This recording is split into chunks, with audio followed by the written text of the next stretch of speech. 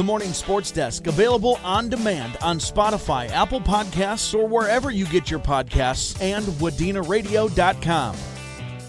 It is the Morning Sports Desk, and we are getting ready for the 2024 Minnesota Vikings football season, and that means it's time for the 2024 Morning Sports Desk Minnesota Vikings season review special. I'm CJ Baumgartner, Corey Tackman on the far side of the screen. In the middle is Zeke, and we have a lot to talk about with the Minnesota Vikings. First, guys, let's recap on what happened from the end of last season to where they lost in Detroit and were officially eliminated from the playoff race.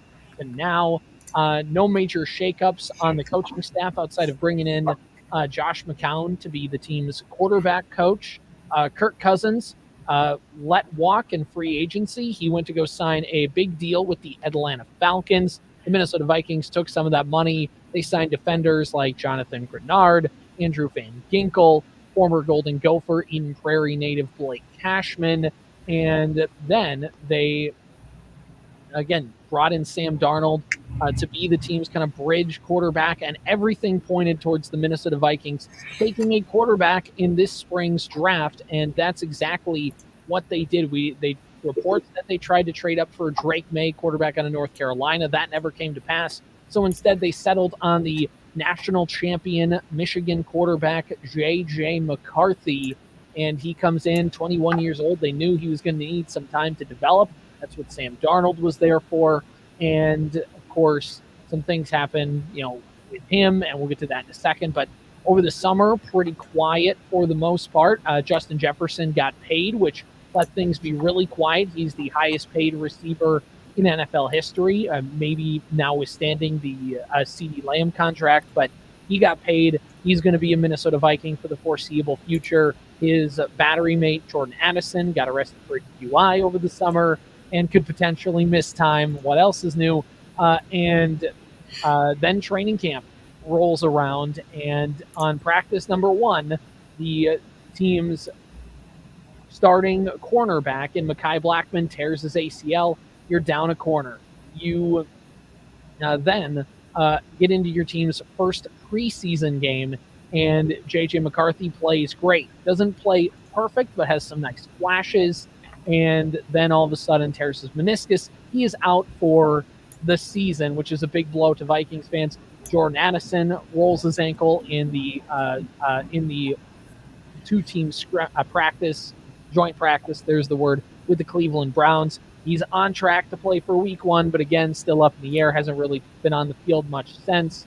And it's kind of felt like, whether it's the team taking a metaphorical step back and going in a new direction, it feels like there's been a little bit, with J.J. McCarthy getting hurt as well, a little bit of underwhelmingness for the Minnesota Vikings season. We did lose, of course, a gone but not forgotten in the player roster sense, Jaron Hall, who got picked up by the Seattle Seahawks after the Vikings cut him and signed Brett Rippon. And they also lost the Duke Shelley. And it goes without saying that the team also had to deal with tragedy in Kyrie Jackson passing away in a car accident over the summer as well. A lot of stuff happened, and it feels like there's buzz for a new season, but it feels like the buzz for the Minnesota Vikings isn't where I feel like it maybe should be or could be. Now that we've gotten all the groundwork, we've caught everybody up on what's going on, is this season for you guys a little underwhelming to start with?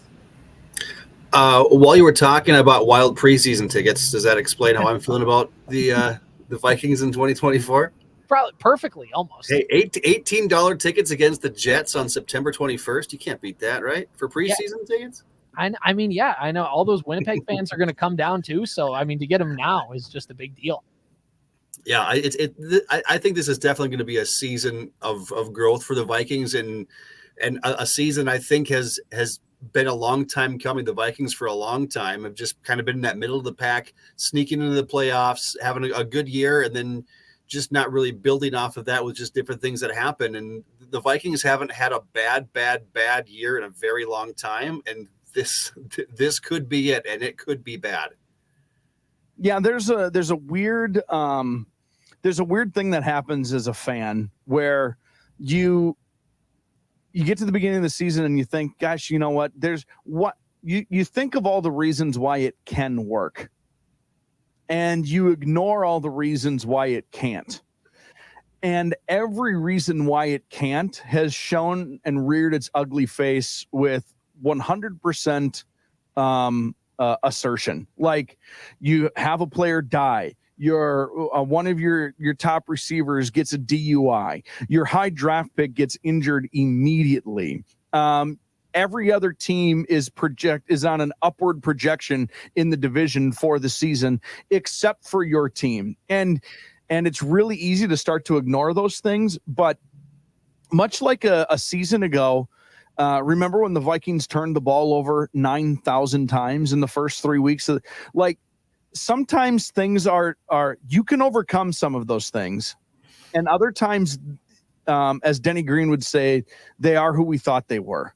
And I'm fascinated to see, are they going to overcome some of these pretty glaring, obvious, it's not going to work out for you signs, or is it going to be when we get to the bye week and they're 1-4 or 1-5, whenever I think their bye week is week 6, are we going to be like, yeah, I guess it was kind of obvious all along? I'm fascinated to see if 2 + 2 = 4 in this situation.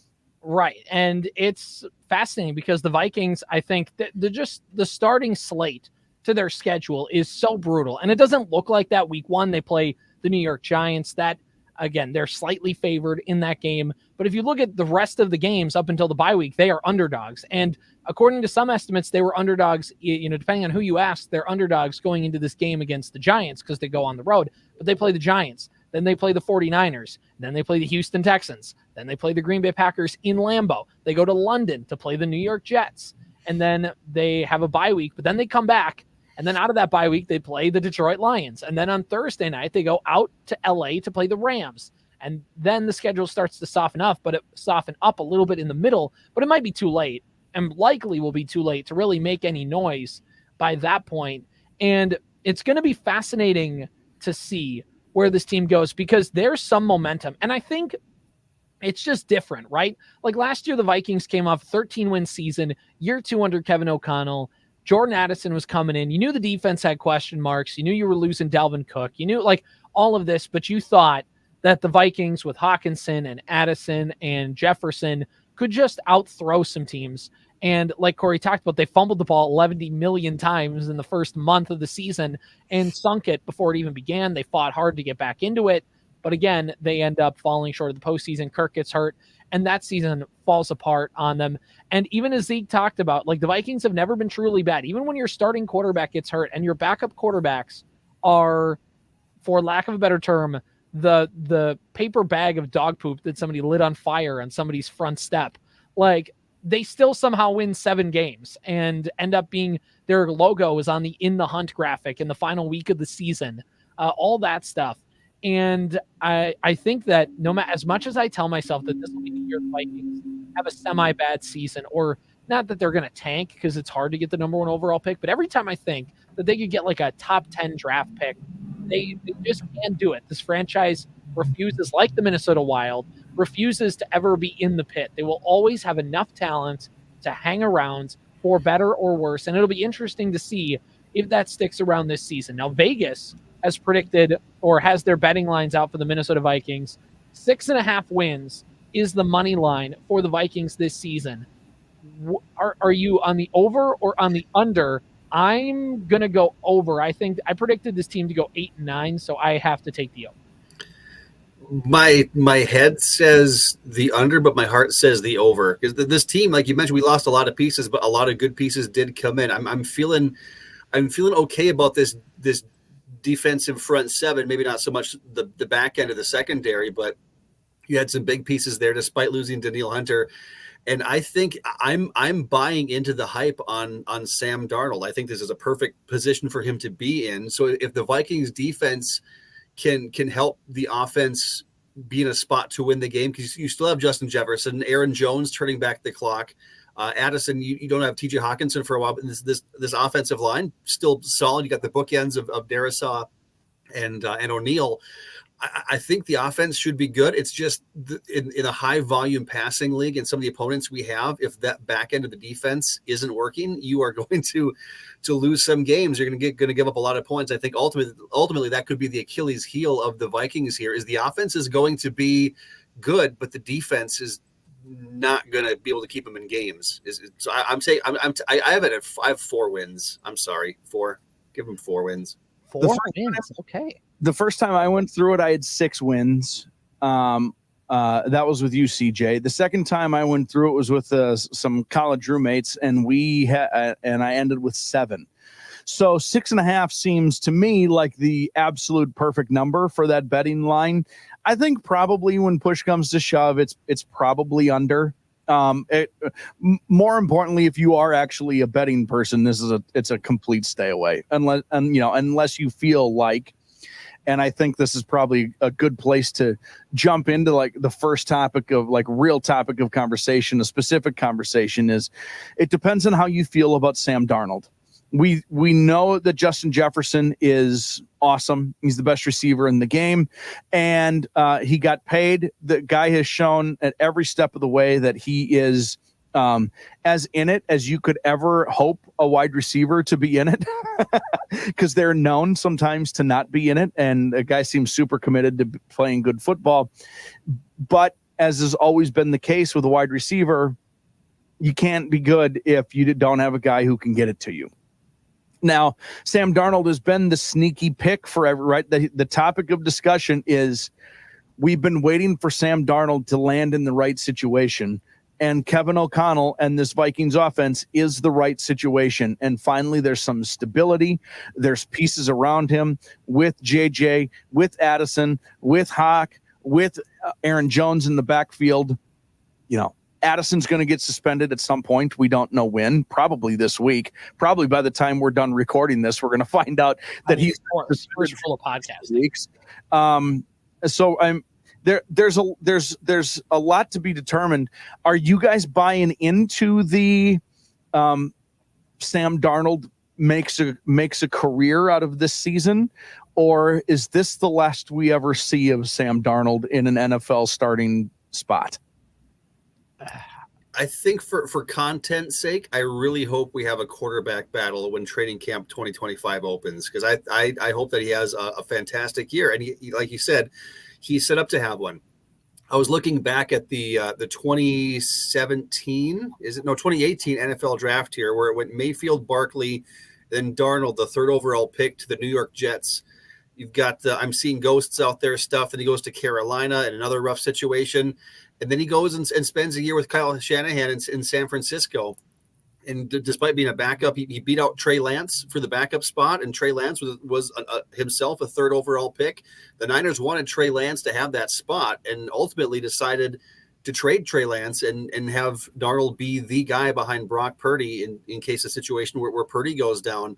And this is a quarterback's dream to be in a situation with an all-pro receiver, an up-and-coming guy, a good offensive line, all-world tight end when Hawkinson comes back, good offensive line, a seriously offensive-minded guru head coach in Kevin O'Connell from the Sean McVay tree, yada, yada, yada. You can go on and there. If Sam Darnold cannot succeed in this situation, don't look at overall wins for the Vikings, but just look at his offensive numbers, because, like I said before, the defense is going to have a huge part in wins and losses for the Vikings.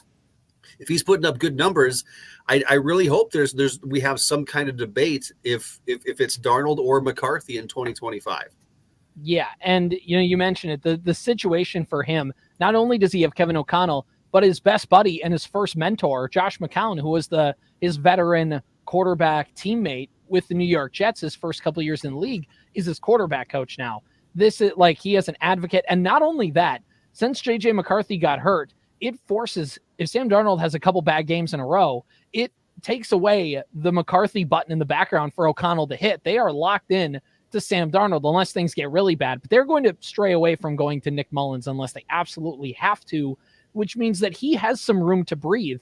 And yeah, Sam Darnold has had this perfect situation now with the Minnesota Vikings. He had a good situation to take a step away, to go to San Francisco and to be that backup. And let's not forget, as much as Vikings fans talk themselves into Sam Darnold, the national media a year ago because we didn't know quite enough about Brock Purdy. There are some people underneath the surface that were like, what if Brock Purdy struggles and they turn the keys over to Sam Darnold and Sam Darnold takes over the 49ers, and could he? And people had the conversation about that too. Now, Brock Purdy played at an MVP level with the talent around him and Shanahan and whatever, but so that never came to pass. But that goes to show you that there are people, not just in Viking land, but people across the league who do want to buy in to Sam Darnold because he has that flash.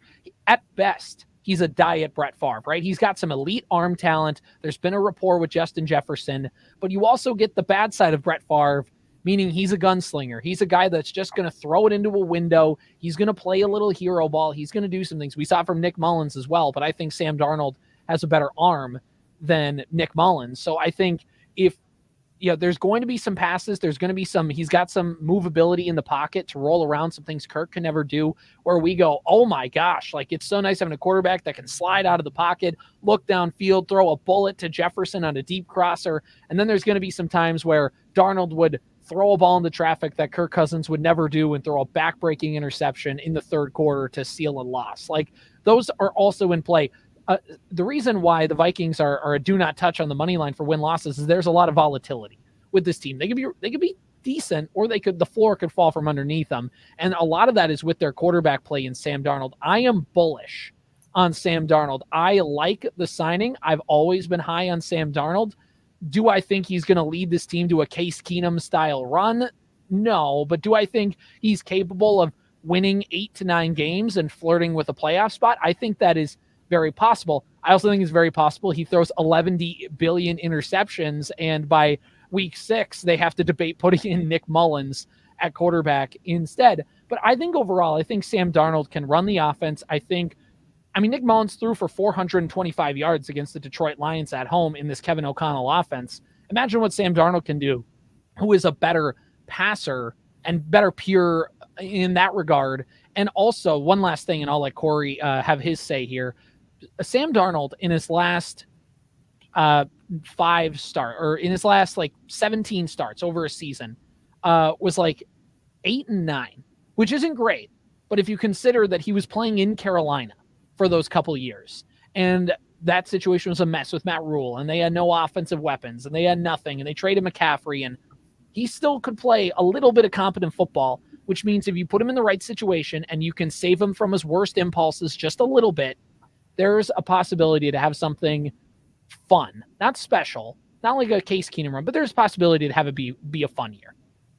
Yeah, I think if he turns in a year that ends up being, and this is not an original comparison, it's been thrown out a lot, but if he can turn in a year that is comparable to what Baker Mayfield did, I think you're thrilled.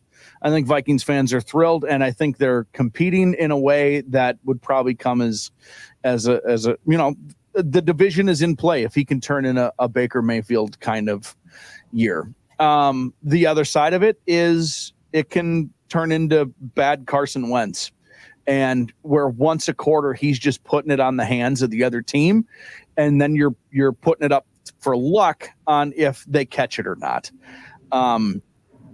You use the Case Keenum example. Case Keenum once a half threw the ball right to the other team, and all season long they didn't catch it. You have Stephon Diggs and Adam Thielen just go catch it. Yeah, and it worked out, and obviously it worked out in pretty unbelievable ways. So that it is the cliche, I suppose, is boom or bust. It's probably going to be somewhere in between there. And I like your point, CJ, about losing McCarthy, albeit sad, is this takes away all pressure on the emphasis to remain patient. Like you cannot become impatient, because even the best version of Nick Mullins is whatever weird thing we're hoping for Sam Darnold. Right, exactly. And I think overall it'll be fascinating just to see with this team. And we talk about weapons. Not only that, I think I forgot to mention this even in the offseason. It's been such a busy offseason for the Vikings. They have Aaron Jones, like the guy who's torched the Vikings every single time that he's played them for the last 7 years. I know he's older. He hasn't played much this preseason, didn't practice much. He doesn't really need to. He's a vet. He knows what he needs to do to get ready. But I don't know what his role is going to look like. I don't know what he can do.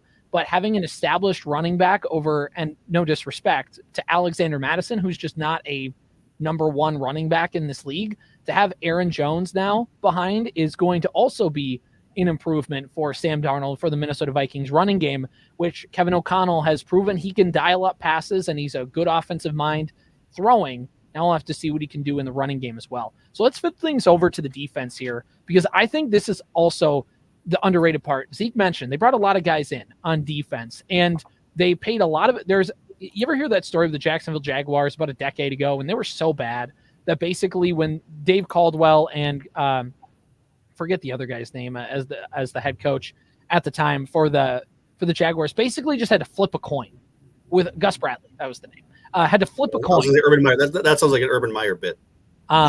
They had to flip a coin to start. Like, where do we start? Offense, defense, what position? We're flipping a coin and just figuring out, okay, defensive tackle. Okay, we have to start somewhere. Where do we start? And it felt like that with the Minnesota Vikings defense, because last year with the pass rush, it was Danielle Hunter, go get him.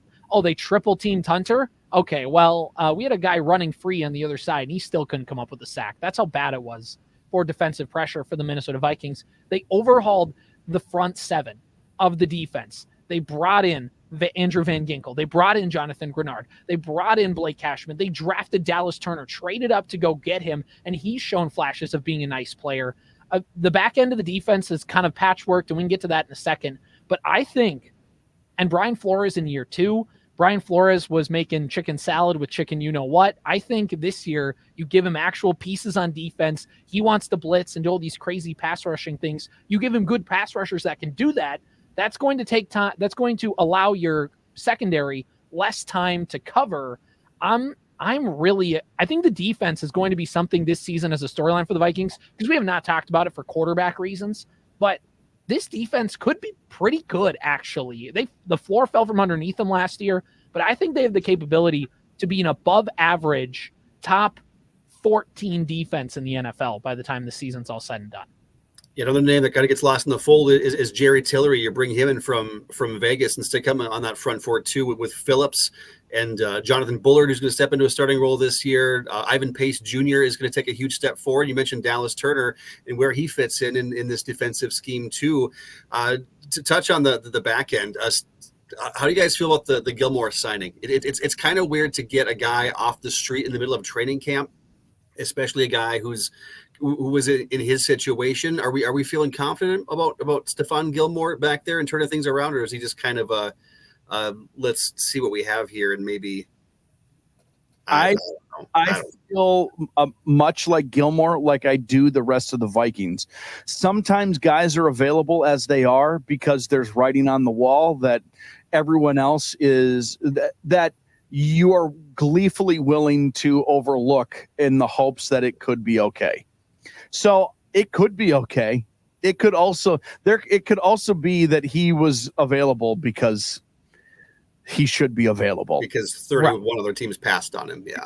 Yeah. I mean, I think with older corners, it's always, I mean, the floor falls from underneath them. Like right when Xavier Rhodes was done, he was done. Like there was just, he was out of the league in 2 years after basically you realized he had nothing left in the tank. But there's some corners that hang around. Terrence Newman, Patrick Peterson.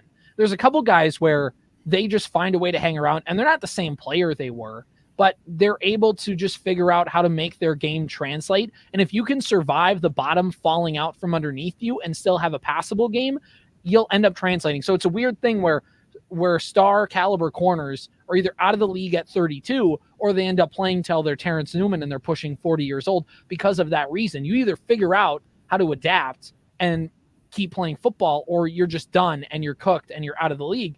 And Stephon Gilmore is not the player he was 5-6 years ago when he was with New England and when he was with Buffalo and when he was one of the better cornerbacks in the game.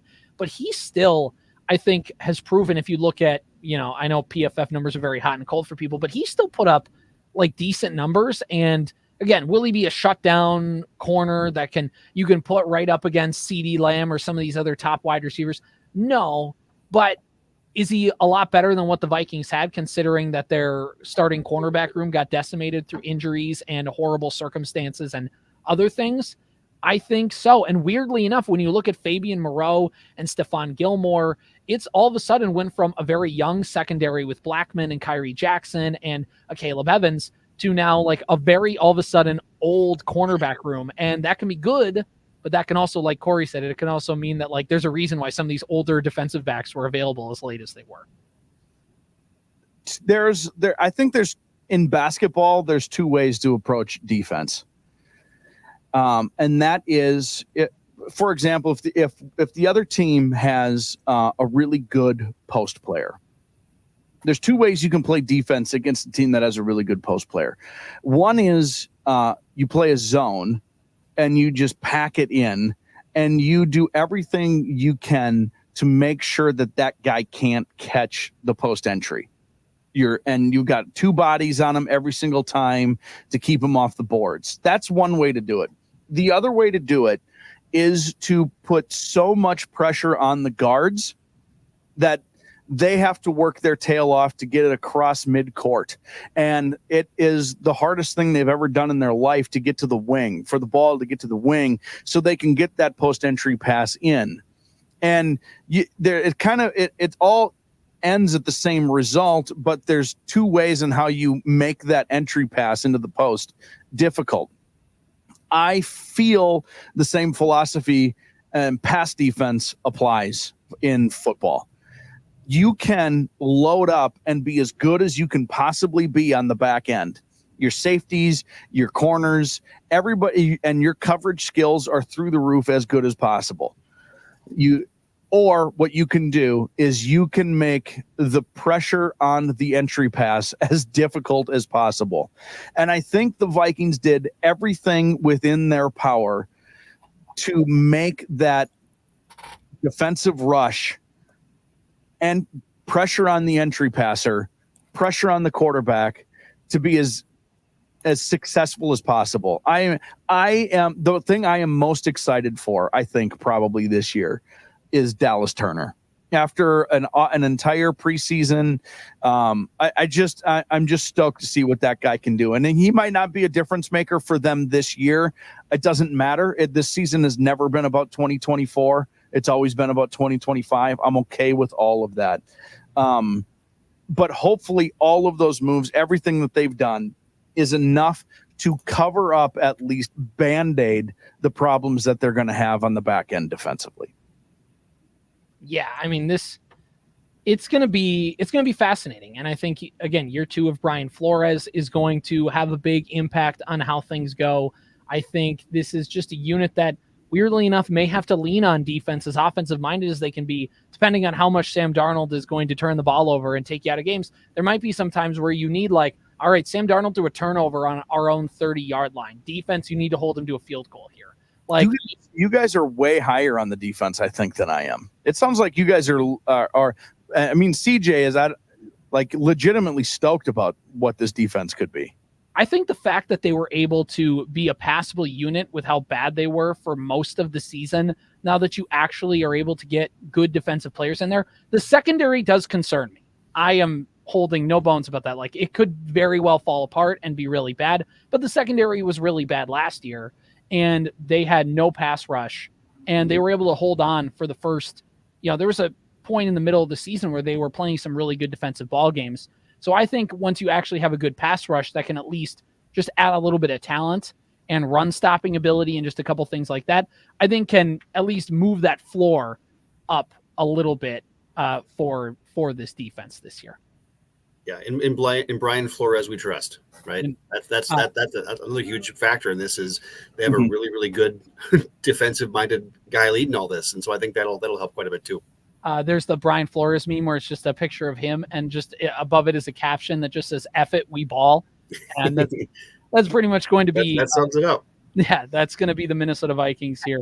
As a quick aside, though, I thought he handled the Tua stuff over the last couple of weeks as well as you possibly could, considering two things. One, he really mishandled the Tua situation.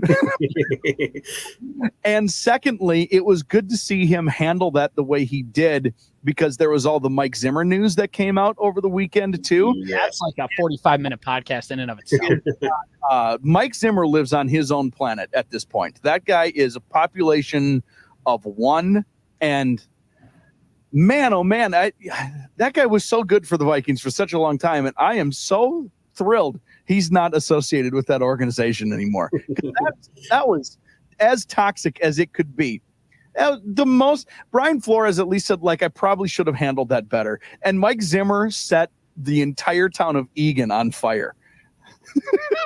Yeah, I think, again, I saw a tweet that summed it up perfectly, which was Brian Flores going, yeah, I'm sorry Tua feels that way.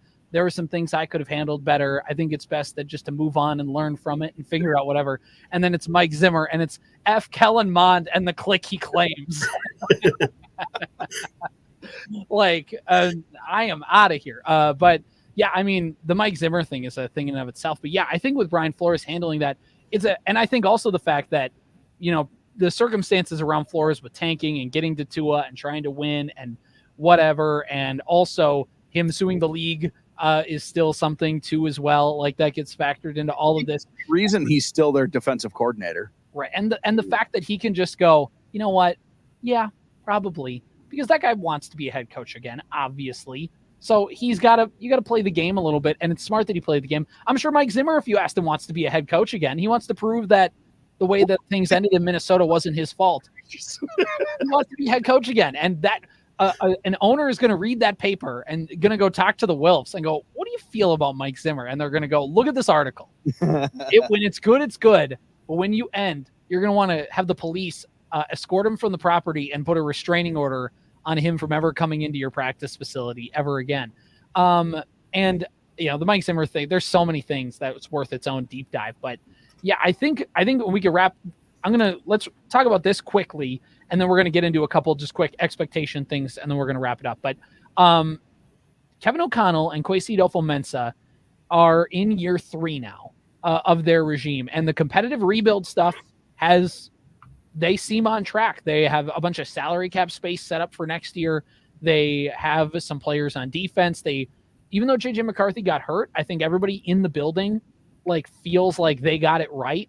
Like, they have a guy, like, he passed the lemon test, if you will, where like he's not a complete, like, you get Christian Ponder in here and you're like, oh no, like, there's some promise there. There's some things you can work with. And overall, the Wilfs are a franchise that wants to win. I mean, they came out in the middle of training camp and basically said, we have no reason to extend Kwesi Adolfo-Mensah and Kevin O'Connell. And like, they've very much been all off season, even through the draft, even through the training camp. And like, we want to win. Making the playoffs is an expectation for this team, and that hasn't changed. Do you guys feel like ownership is being a little too demanding of this regime in this current year? Because I feel like there's a sense that if they don't make the playoffs this year, which is very likely, and there's not like they don't make a big jump next year, that there could be a little bit of the seat could warm up a little bit for Kevin O'Connell at head coach. Do you guys feel like that's the case, or is this maybe just like, we got to start playing football games so we can stop talking about this? I think it's just not for KOC, but for Kwesi as well. One of the things we're going to talk about coming up here is a guy we think we can make a leap. And looking at the younger guys on this team, there's not much. You look at that 2022 draft, and it is absolutely brutal. I think everybody's off the roster. Yeah, there's not many. There's a couple of guys which we'll get to, but there is not much left. And 2023 was kind of not as bad as 2022, but it hasn't been a lot of draft success from a guy who came in and was billed as this analytics expert, and he's going to wheel and deal, and he's going to trade, you know, a first round pick to the Lions. They're going to take Jameson Williams. He's going to deal a second round pick to the Packers. They're going to take Christian Watson. And what do the Vikings get out of those picks? We get Lewis Cine and a bag of footballs. And Lewis Cine not even on the team anymore. Yeah. So I think I would put more pressure on Kwesi than I would on KOC at this point, because KOC, despite with what he's been given, has had some success in this offense. It's just the drafts have not have not been good for Kwesi so far. For a guy who's supposed to come in and just clean house on finding all these diamonds in the rough, and we don't have Ty Chandler was a 5th-round pick. He's the backup running back. That may be it. Jordan Addison, I think, might be. Yeah, Jordan Addison, but that was a given at that point. Yeah, right, exactly. Yeah, like they had nobody else left. Yeah. I agree. If there's anybody where there is going to be a branding iron taken to at the end of the season, if it does go that direction, it will be Kwesi, and not KOC. But I will also there's a couple things about the Wilfs and ownership in general, and the leadership in general that I think is very clear. One is the plan for this season has always been the plan, and they've been very clear about the plan and the patience for 24-25 season. They've been very upfront about that. Has the leadership been very vocal about that? So much so that there's no way that ownership can't be aware and on board with what that plan is. The other thing about the Wilfs, if I were to pick an owner, or like build an owner for my favorite team, I would build owners like the Wilfs are. The Wilfs want to win and will write every single check that it takes, that they think it'll take, because they're going to hire the people that they think can lead them to the prime. So if they hired Kwesi, they trust him implicitly, and if they tell him this is what we need, the Wilfs are going to do it. They're also fans. Like, they don't meddle. They're fans. They want to win. They trust their people. So I don't really think that anybody's in any sort of actual trouble at the end of the season, because if things turn sideways. Maybe they were supposed to kind of turn sideways this year anyway. Like, yeah, we talked about Darnold, and could he go nuts? Could he have a nice year? Could he have a Baker Mayfield type year? Sure, but what does that equate to? I mean, we're talking best case scenario, 9 wins. Like, it was never going to be that good anyway. Of course he wants to win. Of course they want to win. Compare what the Wilfs said to what any of Twins leadership has said over the past 18 months. And I will take what the Wilfs have to say every single time. How about I'll raise you an ownership fight between the owner nobody wants around and the ownership group everybody does want around, and fighting over the valuation of a team because they've shot up in value, and basically realized that they could sell the franchise for a boatload more money. How about that? Can we meet in the middle and do like the Timberwolves ownership situation? Yeah, sure. Yeah, I mean, no, you're right. And I think the Wolves are fans. And I think that's something too that comes in where it's like they want a winning team. They want a stable franchise. They want some of this stuff. And I think too, and because everything is reactionary in the NFL, they were very hands-off with Spielman and Zimmer, and I think they saw how that deteriorated, and they're like, okay, maybe we don't need to meddle, but we probably should check. We maybe should give them a call like a couple more times throughout the season, because I think when they found out that Spielman and Zimmer weren't on speaking terms for like a 6-month period, they're like, that maybe shouldn't happen. We maybe should too toxic for us. Yeah. We maybe should make sure we're checking in on them a little more. But yeah, I think overall they're a team that wants to win. They're a team that, I mean, look at, since the Wilfs have taken over, when, their first head coach was Brad Childress. And then when things fell out, they quickly fired him. Leslie Frazier, if Adrian Peterson didn't just will that team to the playoffs in 2012, they likely would have fired him after that season. But then the next year, after coming out of a playoff season, I think they went 6-10, and they were very quick to show him the door. And I think this is a franchise that, I know Mike Zimmer kind of spun his wheels the last couple of years in Minnesota, but they were always knocking on the door of the playoffs come season's end, where the Vikings in the last year of Frazier just didn't do that. But I think this is a franchise where they're not invested in tanking. And as a fan, that's fun to see. They're a team that wants to win and wants to be in the playoff hunt, whether that's, sometimes, as in the case of 2020 and 2021, they probably should have not tanked, but taken a step back, and maybe making the playoffs should not have been the goal for those teams. But ultimately, they're ownership group that wants to win. And I don't think at the end of the season, if they go 5-12, I know it might be the plan, and that might be what Kwesi and KOC are thinking and are okay with. But I think that, not that they're going to fire anybody this year, but I think it makes that seat hot coming into 2025 of like, okay, you had your time, you had your couple years, we want to see results pretty quickly, and I think that'll be fascinating. I'll let you move on real quick, but one more point. There's one scenario. I think KOC is the coach for the foreseeable 3 seasons. That just the way it's set up for him. There's these beautiful buffers in professionally for things to be like, okay, well, JJ McCarthy just got hurt, so that buys him another year. Those sorts of things. There is one scenario where I do think his seat gets hot, and that is if they fumble the ball 19 times in the first 2 games again, and now there's a lack of sort of professionalism, and that's it's not about losing necessarily. It's about how you're losing. Sam Darnold fumbles the ball 50 times. If it's going to be did you not learn anything from a year ago?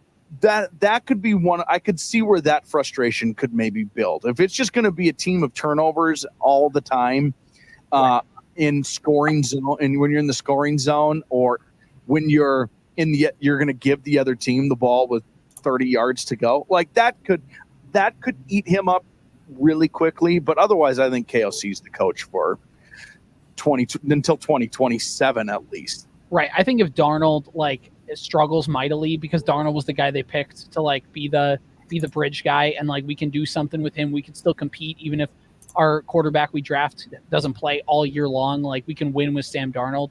If he doesn't have that turnaround and is bad, then they could look and be like, well, I thought you were this quarterback guru. You thought you could work with him, like Kyle Shanahan, whatever. You could see that as well. So I think let's talk now. We talked a lot about Darnold taking that leap, but I think these questions kind of can merge into each other a little bit here. But who is the player that you think is going to take that biggest leap? And, we talked about this with the Minnesota Twins. Who is going to be the team's Naz Reid of 2024 for the Vikings? A player that, was a nice, maybe fan favorite, maybe a guy who just kind of came out of nowhere and went from, minor league heard about player to not only does the fan base love this guy, but the rest of the NFL is like, whoa, this guy can do some stuff for the Twins. I don't know who floated it out there. Somebody said Willie Castro potentially. Zeke can defend that title because he was an all-star for the Twins this year. So, Zeke, I guess we'll give you the floor first. Here you go. Can you keep batting 1,000? Who's the Vikings this year? I hope so. The guy I've kind of had my eye on for the last couple of years is I love these mid-round wide receiver picks that the Vikings take, and I think Jalen Naylor is a guy who could make a huge leap from the 19 catches he's had in the first 2 years as a pro to the legit number 3 guy behind Jefferson and Addison, specifically if Addison misses some time before TJ Hawkinson comes back. I mean, this guy, he's going to be handling some kickoffs and some punts. He's the number 3 guy. So there's going to be a lot of different opportunities to utilize him to get some yards and to get some touchdowns. And I think he could have a big coming out season this year. He's my pick. I got 2 picks for a leap. I'm actually going to take the receiver just in front of Naylor in Jordan Addison. Because this is year 2 for him, correct? Mm-hmm. So one of the things that comes as a rookie is just there's a little inconsistency.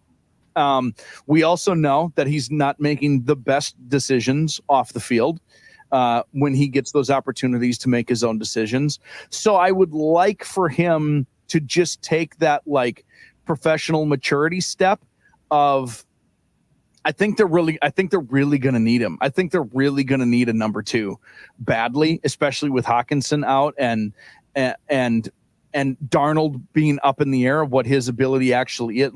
They're going to need, if you're a fantasy football guy, this should be a monstrous year for Jordan Addison, because everybody's going to do everything they can to make sure JJ doesn't kill them. And JJ is going to kill people, but it should just every single week, Addison should have 8 catches every single week. So I just need that consistency out of him as a second year. Now you're a pro, starting in week 4, I'm going to need you to go ahead and just be good. The other guy I would like to see take a step is from a guy who was a nice player a year ago and a nice story a season ago. I need him to just be good, and that's Ivan Pace Jr.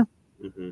I just need that spot to be good. It has to be for all the different reasons why your starting linebacker and signal caller needs to be good at football. I don't think you need to go into too much depth about why Pace needs to to make a step forward. And as just an honorable mention, I would like to throw out Ed Ingram. I just need that guy to play better. He was my runner-up for choice. Yeah, was Ed Ingram. Yeah. Ivan Pace, the green dot guy on defense, like you talked about, Corey. He's the guy that's going to be getting the play calls and kind of running the defense. And to give that to a undrafted player coming into his second year means that they think highly of him. I'm going to go on defense. I'm going to say Josh Metellus. I think he is set up to have a big season. Last year kind of proved that he snuck his way into a Brian Flores defense. And he is going to, I think he can really make a few plays. He's that hybrid, he could play a little bit of linebacker stuff, but he could play a little bit of safety. I think this is a year where he breaks out and gets a full season of being playing meaningful snaps for the Vikings defense, because he really didn't turn that corner until about midway through last season, when the Vikings were just throwing stuff at the wall and hoping it would stick. So having a whole offseason to game plan and to get ways for Josh Metellus to do things for your defense, I think he's a player that Vikings fans have started to fall in love with. And I think by the end of the season, you could go, oh, yeah, like NFL fans more broadly go, yeah, Josh Metellus, he's a nice player for that defense. Like, I think that could very well be a possibility for the Vikings. Are those your Naz Reid players, or are those your leap players? That's my Naz Reid / leap players. I'm grouping mine into one. I think that kind of counts. All right, then I want to add one more. Okay. As my Naz Reid candidate, because I don't think he's going to need to make a leap. I think his ability is well established. I just think it's going to be appreciated when it's all said and done, and that's the new running back. I think having Aaron Jones in like a pro in the backfield is going to mean a lot. He's not going to be relied upon a lot, but it's going to be in situations where his effort is going to be appreciated. It's going to be the 2nd down and 4 out in the flat that, the old Leroy Horde, you get you, if you need 4, I'll get you 3. If you need 2, I'll get you 3, or whatever. He just needs to catch the ball. He just needs to not turn the ball over. He needs to break a tackle every now and then. He needs to run somebody over just for the sake of it. I think he's going to be, Vikings fans are just really going to appreciate that effort, especially considering what they got out of the running back position a year ago. Yeah. I'll add one more too quick here. The only defensive back left from the 2022 draft, Lewis Seen gone, Andrew Booth gone, and now backup quarterback, my guy from Mizzou, Caleb Evans, I think could have a good year too with the position that he's in, with all the injuries back there. I mean, this is your time to prove that the 2022 draft is not, in fact, the worst draft in Vikings history. 2005 with Erasmus James and Troy Williamson in the first 32 picks. Chris Kluwe was the best player from that draft, and he was undrafted. We'll just say that. So let's leave 2005 way back there. Let's put some respect on that 2022 draft for Kwesi. I think Caleb Evans could have a breakout year too. All right, a couple more things that I want to touch on, and then we'll wrap it up. Focusing on special teams. First, we're going to talk about the Vikings' new kicker, Will Reichert. With Jaron Hall gone, Reichert has now number 16 for the Vikings, which is good. I didn't want a kicker wearing number 40 something. That feels too collegey to me. Grow up. You're in the NFL now. He's looked really impressive, I think. That's your best take of all time. That's your very best take. I know we take this halfway seriously. That's your best take. I agree with you. You're a pro now. Wear an adult number. Right. It's why like I don't like the NFL letting players wear any number they want anymore. It's like, no, there was something about like at college you wear number 1 because you're the best player on the field and whatever. And then you get drafted. Time to wear number 86, buddy. Yeah, grow up a little bit. Time to trade in that Busch Light neon sign that was in your college house in your living room. You got a girlfriend now. Like you gotta take that off the wall. Tennis now. We're adults. Yeah. Exactly. Will Reichert has looked amazing in camp. He's looked great. The Vikings have tried SEC kickers before with big legs. Blair Walsh, Daniel Carlson, one of those guys is still in the NFL. And I think overall, it's weird because I'm expecting him to get ruined at some point, but this guy in training camp has just looked legit. And should we let the Vikings kicker ghosts before, if we want to talk about Sam Darnold, should we let the ghosts of Vikings past ruin the hype? Or I should say, should we let it ruin's a little too strong. Should we let it kind of get in with the hype of Will Reichert? Because I'm in. I think the Vikings got themselves a kicker. Yes, we should. So this is actually, how long has the extra point been 33 yards? Since like 2014, so about 10 years now. It's been a decade. Kickers miss kicks now. Like, we all need to get over it. Some of this sadness about kickers missing kicks is just, it's decades of bruises and scar tissue, but everybody's kickers missing kicks now, unless you're Justin Tucker, and even Justin Tucker didn't have a Justin Tucker year a year ago, right? Daniel Carlson is missing, like, it's. I think we need to get over. that. I think if we're gonna call out Vikings fans on anything, missing kicks is just gonna be a part of it. Joseph missed extra points like crazy. He made all his field goals, right? He was a extra points for the Packers anytime, by the way. Yeah, exactly. But so generally, to answer your question, yeah, I think we just kind of need to get over it. Now, obviously, there's going to be a big kick in an important game somewhere down the line that we're all going to hold our breath. I understand that. But what I'm saying is we're not any different at this point than any other team's fan base. Like, kickers are just missing kicks now. That's the way it works. So as long as he's not the worst kicker in the league, there's the worst kicker and then there's the best kicker, and 2 through 31 are pretty much the exact same guy. Be 2 through 31. I'm totally okay with that. I don't think anybody's selling more hope on their kicker this year than the Packers, like you just mentioned. I don't know if Greg Joseph is still a Packer because Anders Carlson is gone. They announced that the rookie Naverson or Narvers, I don't know how to say his name. I probably will at the end of the year because he's going to kick big kicks against the Vikings this year, but they also have a rookie kicker this year. And yeah. I'm going through on Google here, and I'm just Packers. It is ridiculous. Some of these headlines about the Green Bay kicker, this unproven guy, he had ties to Green Bay. Jair Alexander had some comments. The Packers finally got it right at kicker, and just, my goodness. And Vikings fans are just like, yeah, we know how this ends. Yeah. They're glazing him up right now. Yes. That's never. Yeah, I hope he misses all of his kicks for all eternity. Mm-hmm. Only in big moments though. He does the Greg Joseph and makes enough just to hang around.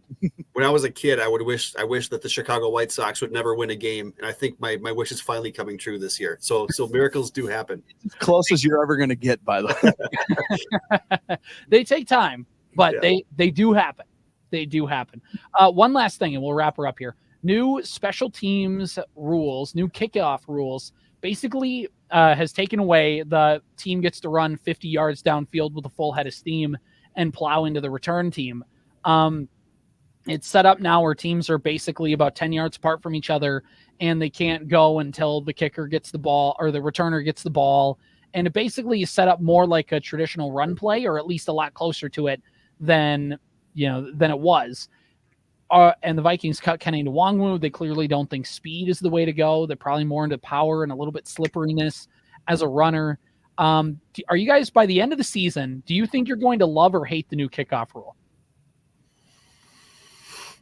I equate it a lot to pitch count in baseball, where when it first happened, I was like, this is untraditional. It's messing with a good thing. Why are we doing this? But now when I can go to a baseball game and it's over in less than 3 hours, I love the pitch clock in baseball. And I think this play is going to help things quite a bit too, because I think we'll see fewer touchbacks. I think we'll see, it's not a step outside and have a smoke moment anymore on kickoffs, because you knew it was going to happen. Now you have to watch, because it's set up like a running play.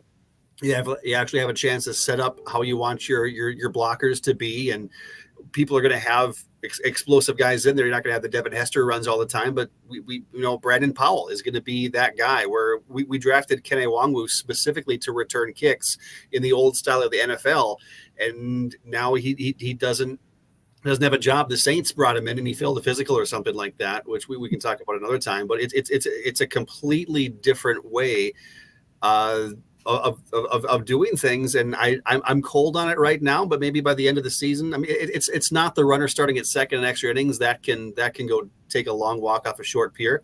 But I think I'll like the kickoff rules when all is said and done.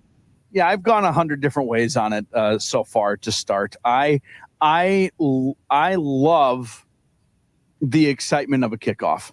It's the of a kick return. It's the triple in baseball. It's the most exciting play, I think, in football is a kick return for a touchdown. And it feels like that no longer exists. But it's not the first time in NFL history that the kickoff has seemed mostly irrelevant. For example, the last half a decade or more of like just every kick is through the uprights. Like you might as well just get rid of the kickoff and just start them. So I like that there's a little excitement back. I was expecting to see more returns this preseason go the distance. And to my mind, I can't think of one. And my thought that was surprising is these were guys who were going to be returning kicks who had intangibles, had the physical tools, but maybe were idiots or maybe were new to the game of football or whatever. Well, I just thought you would see like a third stringer who ran a 4.240 score, like return a kick against a bunch of guys who were trying to make a practice squad. I just thought that's how that would work out. But it is in play that maybe what this kickoff rule needed is the starters to return kicks. The Vikings needed Powell, or they need Chandler, or they need whoever it is to return kick. Like they need the actual explosive players to run these explosive plays.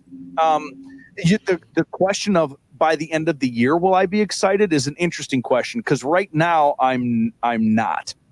But there is a path for this to be cool. If it's not by the end of the year, then I will be right back on board with just let everyone start at the 30 and let's move on with our lives. We're wasting time. Right. We're going to know a lot because I think teams don't quite know what's going on. And part of it is, teams don't want to give away stuff yet because it's still preseason. But also teams they don't have a ton of reps with it and they don't have a ton of game reps with it. And once they get more data and tape and can kind of see what works and what doesn't, so by the end of the season, we'll kind of figure out what works for some of these players and what doesn't. And for Kenny Nwangwu, he would still be with the Vikings, I think, if he could, if he was read a block. Right. I think that's the thing. And not only that, I think also pass blocking. I think you saw it in the preseason games against the Raiders. JJ McCarthy got flushed from the pocket and got sacked a couple different times, and you'd watch the replay, and Nwangwu would just get lit up in the chops because he couldn't pass protect. Well, if it is in fact a run play, you might as well have one of your best running backs run the play, right? Right. Even if he made the team, he's your third string running back. That's there's a million third string running backs. So who cares? Exactly. So it'll be fascinating to see. I think by the end of the year, I'm going to like it once teams figure out how to use it. But the first few months of the season, until probably like week 12, I'm going to say, is when it's going to be clunky. It could be chaotic, though, in the most fun way, right? That's also true. Yeah. Everyone's holding on to their wrinkles, which means every new week is like, oh, we didn't think we had to prepare for that sort of return or that sort of kick. So it could be, I might be on board with it after week one because it could be so weird. You guys ready for the Vikings to give up the first kick return touchdown in the new rules? Yep. Why not? Sure. Why not? It's going to be the kickoff the season. You can hear Paul Allen getting the call ready with the big call, and boom! And then you just hear Malik Neighbors or whoever their kick returner is, and breaks one loose and immediately down 7-0. Spot Danny Dimes 7 points. He's going to need them. Yeah. Hey. Speaking of anemic offenses, hey, the Minnesota Vikings it's playing. Kevin O'Connell played the long game. They lost the playoff game, so that way they would sign Daniel Jones to that big contract. That way they couldn't get rid of him this offseason. So that way when they played the team week 1 of 2024, they would be stuck with Daniel Jones. And they wouldn't draft a quarterback when the Vikings wanted to draft a quarterback. That's playing the long game. It's 4D chess. I do like that. I would have taken a Super Bowl that year instead.